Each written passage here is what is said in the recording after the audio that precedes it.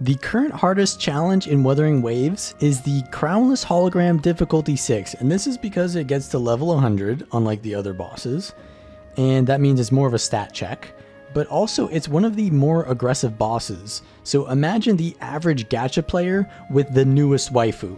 That's basically Crownless. So in this video, I'm going to go over how to fight the Crownless, what the mechanics are, and show some gameplay of how I handle those mechanics.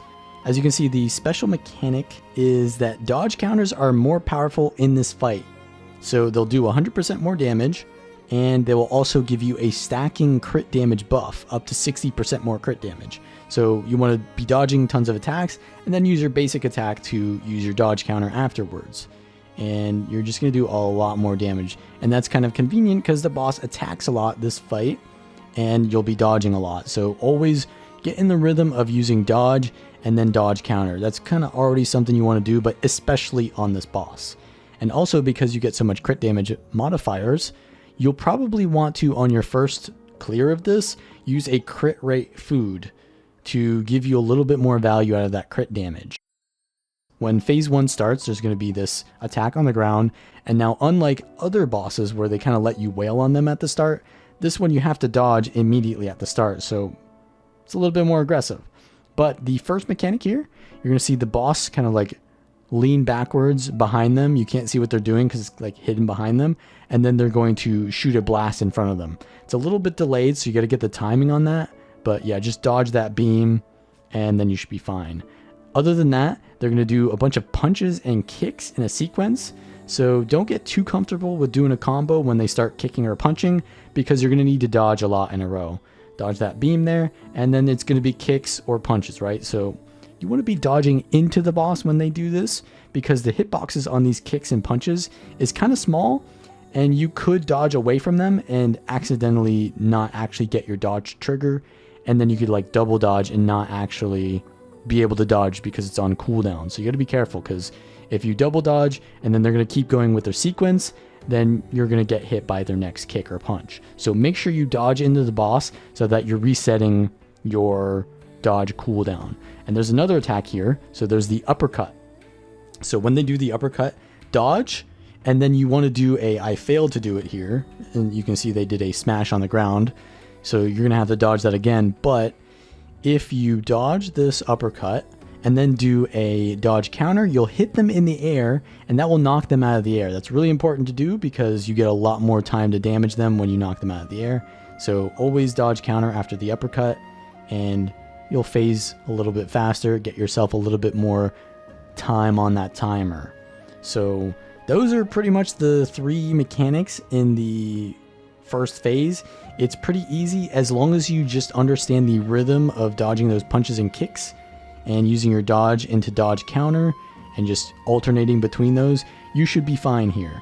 Now, obviously, we're going to go into phase 2 here very soon. So when that happens, we're going to have a lot more mechanics to deal with. So dodge this beam, and there we go. So the boss is going to like flinch, and they're going to hold the ground, and that's going to be at like 70%. So there's no like stagger bar in the first phase, whereas other bosses, you'll have like a stagger bar to go into phase 2. That's not the case here. So the boss is going to immediately jump into the air and like get this purple thing around them, and then they're going to be very aggressive on you and use spear attacks now. They're no longer punching and kicking, so they have a lot more range on your attacks. So at the start here, you want to get that rhythm on your dodge into dodge counter. I'm obviously not doing it very well. And then at the end of this first combo here, they're going to do like a fissure on the ground when they slam the ground like that. Always make sure to dodge into that. You can dodge to the left or right and be safe, but you can always just dodge back into it to get another dodge counter, because those are really valuable on this fight. So I'm using my support there, so I didn't get much value. And now another attack they do. So that attack they always do at the beginning of the phase, but this attack, you want to make sure you watch for that red light. So that red light just happened. When you see that, they're going to go into their assault combo, and they're going to do like 3 different combos in a row. So right here, I just used the Lumi Scale Echo on Yinlin, and there's a bunch of echoes that have this ability where it says like it will counter a special skill. So the Lumi Scale has that for Electro, and that's why I'm using it on Yinlin. you want to use it on your sub DPS, so she's my sub DPS, so I use it on her. But there's other echoes that have that ability on them. If, say, you're not using an electro character as your sub DPS, this special counter will essentially negate this entire combo. And that means that you knock them down, get some free damage, and prevent all those attacks on you. So this is really important for optimizing your damage in this fight. So after that, we are going to have parries. Parrying on this fight is not too important because, first of all, it's a little bit difficult too because the boss is just constantly attacking you, and parrying prevents you from dodging that attack, and dodge counters are really important on this fight. So you don't really get too much from parrying.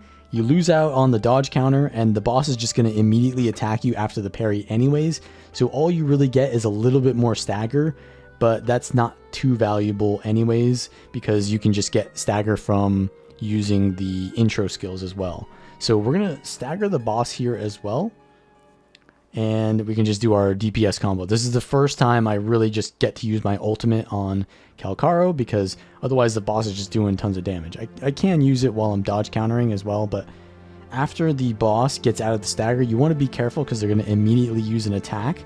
I tanked it because I was tunnel visioning on my ultimate usage there, but they're going to do this attack again, which they used at the beginning of the phase, and you got to watch out for that fissure, dodge into that, and now they're going to do some other stuff. You got to watch when they're at range like this. They're going to shoot projectiles like that.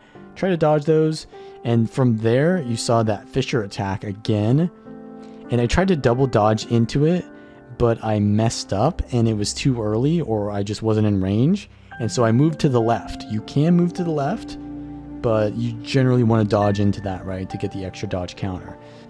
Now they're going to do the combo again here. So you see the red light, that means they're going to do the assault combo, and I'm going to use the echo here again to basically prevent them from using it.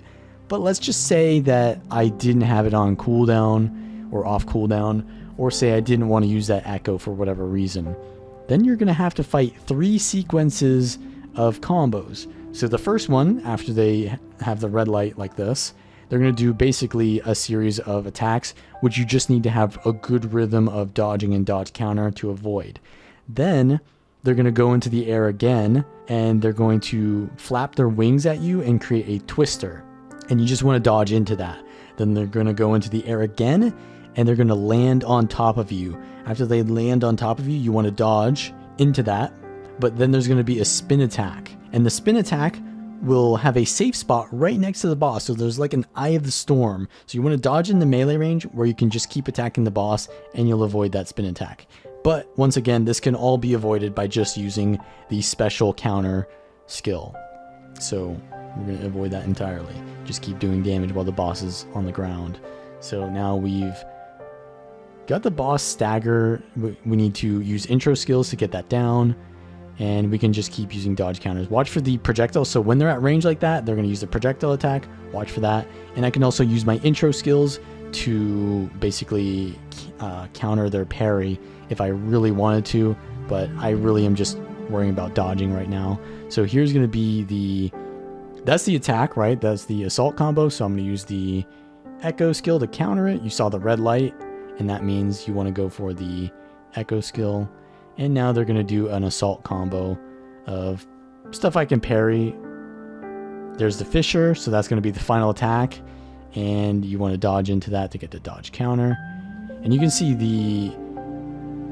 the stagger is going down really fast because you actually get extra stagger when you do the dodge counter. So yeah, you really don't want to parry on this fight. Just keep dodge countering. And here you can see I've broken them. I'm just doing my combo again. And another thing is, this isn't really specific to this fight, but if you have the Bellborn Geoshalone Echo on my support, you use that and then you use a Transform Echo.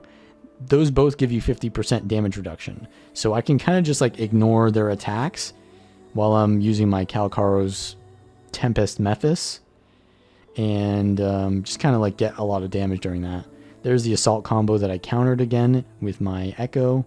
And now the boss is pretty much dead. We're just going to kill the boss here with our Echo. So yeah, that's pretty much how you do the Crownless difficulty 6. Please like and subscribe.